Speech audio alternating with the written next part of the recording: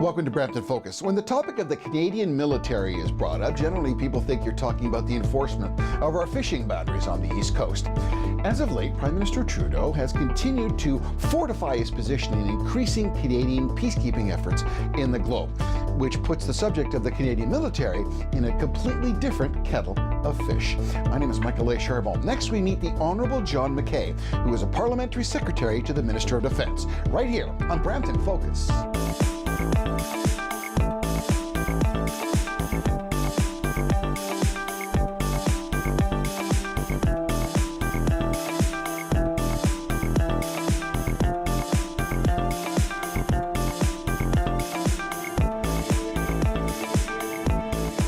Back to Brampton Focus. My next guest is the Honourable John McKay. He was born and raised in Toronto and lives currently in Scarborough. He's a Canadian lawyer and he's a politician and a Liberal Member of Parliament for the Scarborough-Guildwood riding. He was first elected as a Liberal in 1997 for the 36th sitting of the Canadian Parliament. John McKay sat in 4 governments and is touted as one of the longest sitting parliamentarians in Canada. That is, other than Wilfrid Laurier, who sat for 44 years. McKay has served under 2 Liberal Prime Ministers, Jean Chrétien and Paul Martin, and during the 3 terms of Stephen Harper. In 2015, he was elected for his 4th term and now serves under Prime Minister Justin Trudeau as a Parliamentary Secretary to the Minister of Defence, Harjit Sangha. Please welcome my guest, the Honourable John McKay, Liberal MP for Scarborough-Guildwood, and the Parliamentary Secretary for the Minister of National Defence. What a title. Yes, indeed. You've been around for a little while. Yeah, me and Laurier. Yeah. You and Laurier, 44 years. You're going to beat that? You're going to beat that record? No, I think Laurier's record's safe from me. Yeah. So I got to ask you the first question. When someone says you're a parliamentary secretary, it is not in the true sense of secretary. I mean, you have so many responsibilities. Give our folks at home a little bit of idea. What is your job function? I mean, well, the cheap and cheerful version is that whenever the minister's not able to stand up in Parliament, I do it. Whenever the minister is not able to go to an event, I do it. If the minister is, I'm going to be substituting for him at a NATO meeting in Ottawa in a couple of weeks. Right. So those are you're everybody's second choice. But then in addition, I have responsibilities to advise cabinet, to advise committees, and a whole bunch of other things. So you were elected to the Privy Council in 2003, and that gives you the distinction of honourable because you've served for such a long time. That's quite an accomplishment. It's a distinction that Prime Minister Martin gave me, and I greatly appreciate it. You are a member of Her Majesty's Privy Council, and that entitles you to confidences, but Her Majesty expects you to keep her confidences. So, I think it's kind of neat. Yeah, it kind of neat. It's a responsibility. Yeah. Let's get to some of the questions now. During the election, one of Prime Minister Trudeau's core themes was about that Canada would get more involved in peacekeeping. Stéphane Dion, the Foreign Minister of Defence, and Defence Minister Harjit Sangha revealed plans for an effort to spend almost $450 million over 3 years and some 600 Canadian troops and 150 officers of the peace to work as a stabilizing plan. That's what they called it. Defense Minister Harjit Sangha says that protecting civilians by force is needed and will be central to the Canadian peacekeeping mission in Africa and Canada, and that Canada expects troops and partner countries to operate in the same principle. $450 million over 3 years is a large commitment, particularly when we're looking at, some huge budget deficit, $612 billion here in Canada. How do we square that? I don't know that you actually do square it. There is a commitment on the part of the government certainly during the election and subsequently that we will be back in world affairs. We have been, I would argue, largely absent or very circumscribed in the last decade, and we are back. These missions that the ministers want to take on are missions that are going to be challenging. There's no question that they will be challenging. And Canadians have to arrive at the core issue of do they want their be back in these kinds of peacekeeping, and I'll put quotation marks around that. These will be missions where that's probably the better way to look at it, is it's kind of a spectrum of conflict, a continuum of conflict. When you talk about engagement creep, and these are terms that are very prevalent in the United States, one of the questions that is, as we're going to potentially the Democratic Republic of Congo, Mali, Africa, you know, we're injecting Canadian soldiers into potentially dangerous situations where there will be decisions that will have to be made to not only protect the people that they're there for, in peacekeeping, as one would say, but also in personal difficulty. What's the exit strategy? I mean, that was the failing point of the United States, their exit strategy. Yeah, that's an excellent question, and to which there is no really good answer. I think you have to arrive at an initial threshold question. And the initial threshold question, do you want to let these conflicts sort of limp along with the real potential that they blow up into something quite a bit more than what they currently are? Mali being a classic example, where if there is another place where ISIS rears its ugly head, Mali will be if you will, a prime piece of geography for them.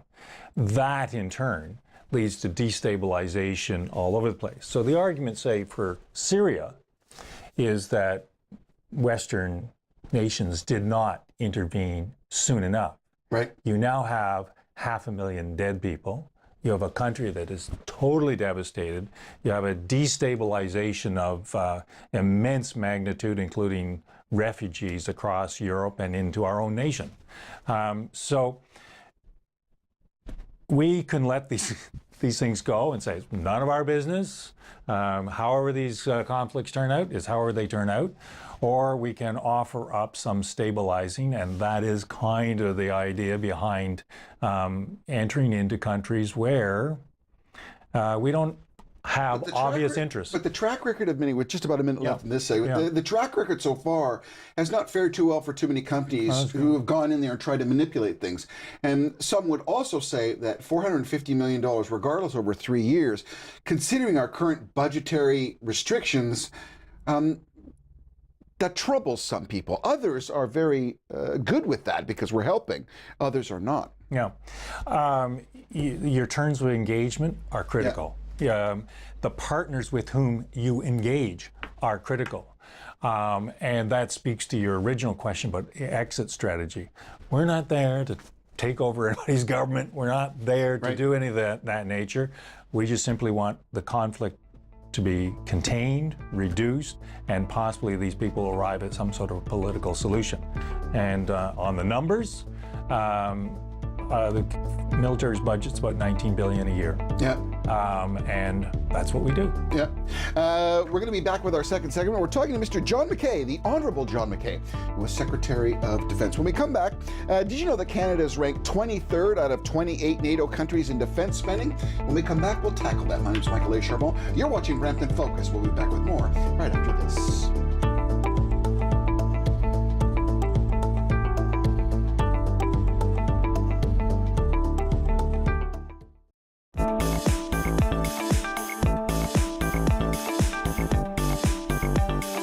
Welcome back to Brampton Focus. We're speaking to the Honorable John McKay, who was the Secretary to the Defense Minister. When we left, we talked about an interesting stat. Canada is rated 23rd out of 28 NATO countries on defense spending. And in 2015, estimated amount of money that we spent on defense was about $19.4 billion. And in 2016, we're scheduled for about $20.3 billion. Mr. McKay, I want to ask you, where is the majority of that money going to go to? Basically divides 1/3, 2/3. 1/3 is essentially procurement, all kinds of stuff. $6 billion worth of, everything from soup to nuts. The Defense Department is easily the biggest procurement agency in the government. The other 2/3 is personnel. They run their own healthcare system. They run their own defense, their own legal system. It is bases across the country. It is an enormous operation, easily the biggest landlord in Canada. By far. When you talk about peacekeeping, we always remember the two generals, famous Canadian generals, Louis Mackenzie, that was through the Bosnia and Serbia conflict, and of course Romeo Dallaire, which is in Rwanda. And many of the comments we've heard from them and from others in the military is about command and control, where Canadian troops are either under the auspices of another controlling military force. The question arises, what kind of autonomy does Canadian forces have in being able to make decisions to defend themselves? Because, as we talked about before, the Democratic Republic of Congo and Mali and Africa and others are dangerous places. Yeah. Where do you see command and control from a Canadian military perspective? I see this as critical. It's an excellent question and part of the negotiations. Who are our partners? Who will have command? Who calls the shots here? As I see it, we will be going in with at a command level and making troops available at a command level. You talk about 600 soldiers. Well, it's really 600 personnel. And over 150 police. I mean, and there's lots of other little folks that are assisting. I mean, there's so we will have people in there who will expect to be in command and control of the situation. I can't imagine us negotiating anything else. When you look at money like that being spent, we talk about a Canadian deficit of about $612 billion. When we look at a debt of $612 billion, yes, that's accumulated deficits. That's correct. It's not just to your government; it's to everybody. I mean, it's been rolling along. Yeah. God forbid we should start to talk about the Ontario debt. But when we look at a number like that, and particularly when we hyper-focus in on a region like the Peel region, Brampton and Mississauga, there are some families that are experiencing serious challenges in meeting just everyday needs. And when they start to hear about Canada venturing out and spending so much money on things that are so far from hand, Congo, Mali, Africa, they begin to question, where are your priorities? Yeah. Should our priorities not be at home? Now, you partially answered the question already in the previous segment, but what would you say to someone in Brampton who's looking for assistance from our government to start a business, and we're spending so much money on defense? Yeah. One of the benefits of being a long-serving MP is you've kind of seen it all. In '97, when I came in, well, just before I came in, New York Times said that we were about to be an honorary member of the Third World. And so the focus of the first time I was in was to get that huge amount of debt, which was, I recollect, something in the order of 70%, down to some reasonable level.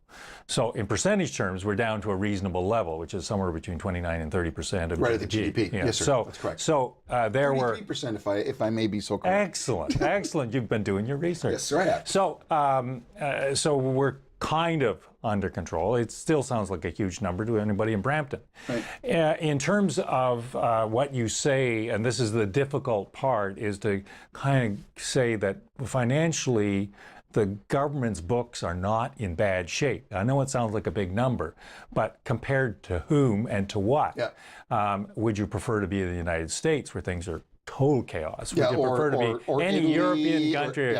Exactly. So in that respect, people in Brampton need to take some comfort to the fact that the nation's finances are, at the federal level, we'll talk about somewhere else, at the federal level are reasonably under control, that the nation's pension plan is under control. Right. And in fact, Canadians can rely on that. So on the and big picture, too, we have to say, because that was the Achilles heel to the States. Yeah, exactly. As long as we don't let some of the speculation run away with us, that would be a problem. So in that respect, on the big picture, the folks in Brampton can take some comfort. So let's focus back onto Canada. We'll talk about Canada's north. I mean, I believe now we have 42 military vehicles that, or ships that are in our north, with about 2 minutes left.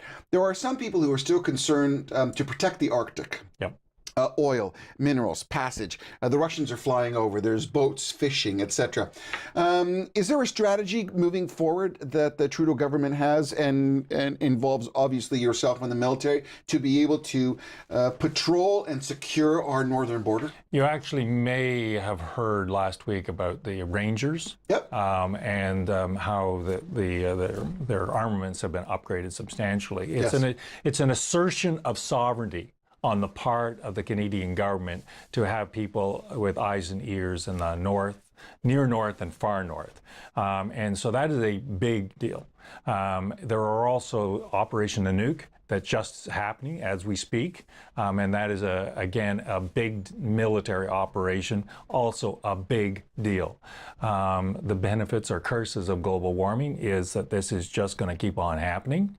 And we do have sovereignty issues up there where we and the Americans don't agree as to what are our inland waterways and what are our national and fishing waters. Borders, etc. Exactly. So this is a live file for us, and it is for any government for that matter. Yes. And so there more is an so for us assertion. because it's so remote. Right. Yeah, it's becoming less remote though. Well, yeah, because it's melting. Yes, exactly. Yeah, and so, you know, again, long-serving MP, but in 20 years, the drama, the dramatic way in which this has changed is quite remarkable. Interesting. We're talking to the Honorable John McKay, who is the Secretary to the Minister of Defense. When we come back in our final segment, we're going to talk a little bit about NORAD. We'll talk a little bit about terrorism and a little bit of crystal balling. What does the future bring for us? You're watching Preemptive Focus. My name is Michael Charbon. Back with more in our final segment right after this.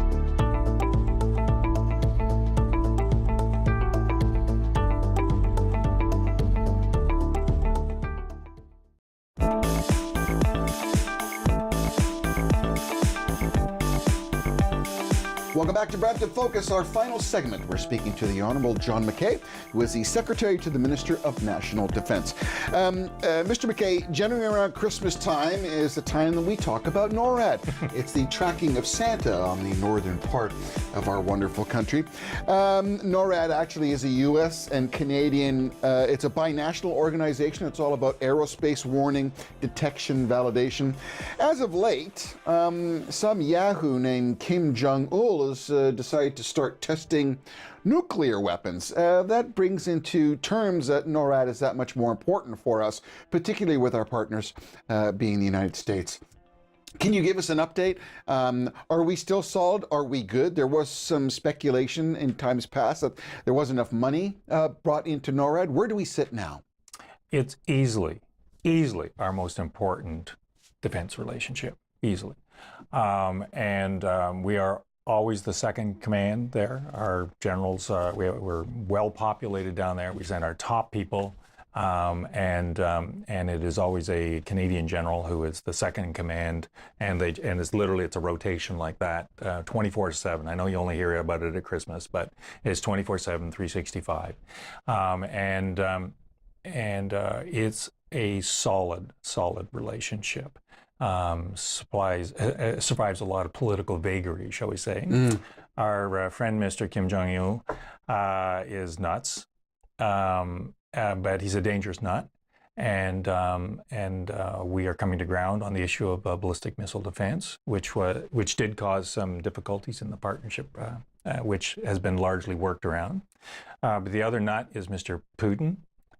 We've had more incursions into Canadian northern airspace than we've had since the Cold War. Well, they've been testing the waters, right? I mean, that's one I know of the they fly up and then they move away. Well, they they had just, as of late, they just had some altercations with the Americans too. Yep. I mean, so they're trying to find out what the boundaries are. You kind of poke the lion until such time as it tries to bite you, right? Yeah, exactly. Which leads to the whole issue of we taking care of our own sovereignty, which leads to the issue of, well, what's the appropriate defense budget? Well, if you're going to take care of your own sovereignty, you better be prepared to pay for your own sovereignty. But Canadians have to understand, we don't have the military might that the Americans do. We don't have the technology. We don't have the aircraft. I mean, all of that. But they are our most important partners. Yes. And I would say, well, they're driving the bus, wouldn't you say? Oh, I don't disagree with that. But they do listen to what we have to say, and they do know that we have a very significant stake in the North American defense, because defense for us is defense for them is defense for us. So we have to be able to take care of business. And some respects, Canada is a free rider. And I think Canadians have to come to ground on the notion that if you expect to protect your sovereignty, you're going to have to pay for it. And hence, we talk about the defense budget in an earlier segment, and that it's low. The Americans have some expectation, and I would say legitimate expectation, as President Obama said when he came to Parliament, that Canada step up to the plate. Yeah, well, I think that would be less of a challenge to convince a Canadian to continue funding and supporting NORAD, because it is something that is not only to our best interest, but to North America as a whole. When we talk about that, we're in the horrible times of terrorism, and we have radical Islamic terrorism, we have terrorist attacks, etc. Canada has thwarted 2 attempts of some severity, and we've actually been very lucky because of our organization. Is there a position that the Canadian military is taking with respect to that on our land, in our big cities, Toronto, Vancouver, Montreal? Well, CSE, the Canadian Security Establishment, is the big watcher. The military's primary reaction to terrorist threat. So they're supportive of CSIS. I mean, CSIS is the intelligence. All of that information goes back and forth and back and forth, and there's a fairly high degree of sharing. And yes, we have been lucky, but we've also been quite vigilant. And so, that is the job of any government, is to protect the security of the citizen. And so the Canadian military kind of comes in the back door, because we're the heavy hand. The front door is the police, is CSIS, is various RCMP. other RCMP, that sort of operations. So, a minute 45, a quick question. This came up interesting. There were some reports that some of the Syrian refugees that were coming to Canada are displacing Canadian military families at bases. Now, to some, that's like, what the heck's going on? To others, it's like, is this an erroneous report? With about a minute and a half left, can you clarify that for us? Did we displace Canadian military people off of their bases to accommodate Syrian refugees? Well, when Prime Minister committed to 25,000, we weren't quite sure where to put all these people. Right. And the most obvious place was to put them in military bases if, in fact, Canadians didn't step up. Canadians stepped up, and we actually didn't use the space. So I was in Kingston recently, and the commanding officer was showing me the bases where they were going to house the Syrian refugees. Well, he was as happy as a clam, because he got some money to winterize and upgrade his facilities so that the cadets can not only stay there in the summer, they can now stay there in the winter. So, worked for us. So we're all good, basically. That was a happy little windfall as far as the Canadian military is concerned. Mr. McKay, the Honourable John McKay, I want to thank you so much for being with us here in Brampton. It's always great when you have someone who comes off the Hill, who has a little bit of control, and spends some time with us. The Honourable John McKay, who is the Secretary and Minister of National Defence, and we want to thank you for your time. You've been watching Brampton Focus. If you have any questions or comments, go to bramptonfocus.ca. Be happy to entertain your comments. My name is Michael Charbon. Thanks for watching. We'll see you again soon.